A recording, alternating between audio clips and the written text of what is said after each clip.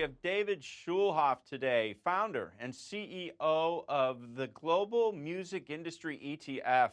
David, welcome back. Thank you, Craig. David, please start by explaining what the MUSQ Global Music Industry ETF is, and of course, the unique investment opportunity it offers within the music industry. So we are the first pure play music exchange traded fund, giving investors a front row seat to the music industry across streaming, content, live music events and ticketing, equipment and technology, and satellite and radio.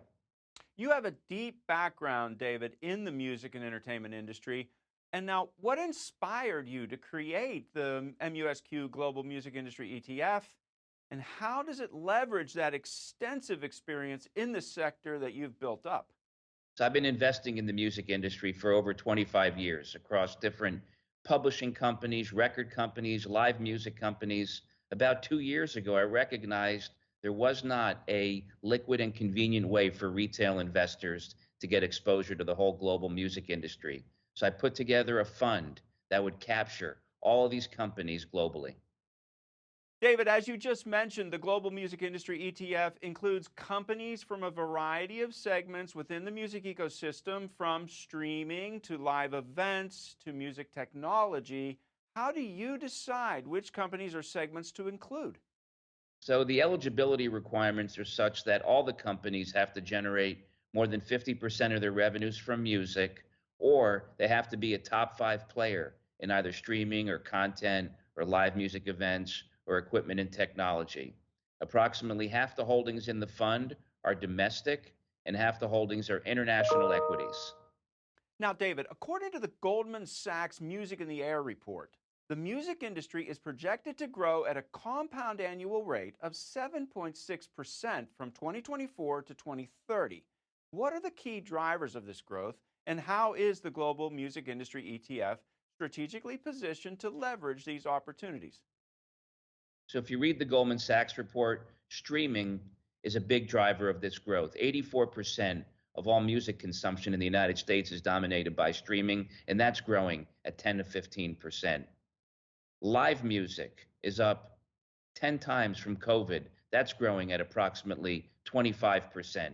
And then music publishing is growing at 10 to 15%. So all these different components of the global music industry are showing very robust growth. And the industry is actually growing from a $100 billion business today to over $171 billion by 2030. Paid streaming subscribers are expected to more than double over the next 6 years. It's really about the digitization of music. It's about the evolution of streaming. And these numbers are even more aggressive in the emerging markets where streaming is growing as high as 25%. So we believe that this forecast for music is extremely compelling for investors. Could you highlight for us some of the top holdings in the Global Music Industry ETF, and how often is the portfolio rebalanced? Some of the top holdings in our fund include Spotify, Live Nation, Universal, Sony, Warner Music Group, exciting companies internationally like Tencent Music, or HIM in Taiwan, or Genie Corp in Kakao in South Korea. We have companies around the world that are involved in the global music industry. The fund gets rebalanced quarterly. And every quarter, some new companies become eligible for inclusion, either through a SPAC or through a merger or reorganization. And if any company falls below $100 million in market cap, it becomes excluded. Our fund is a nice cross section of small cap, mid cap, and large cap equities.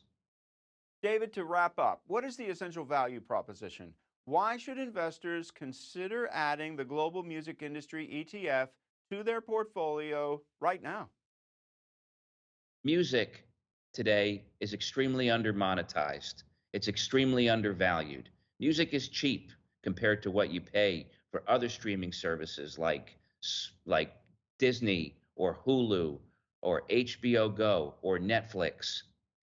That's why you see all the streaming companies like Spotify raising rates every quarter because music is undervalued. If you look at the JP Morgan report, music today represents the most undermonetized media asset. out there in the industry.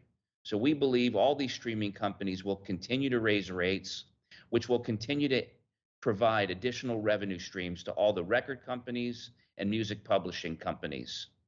It's a great idea, David, and a fascinating story. Thank you for sharing it with us today. Thank you for having me.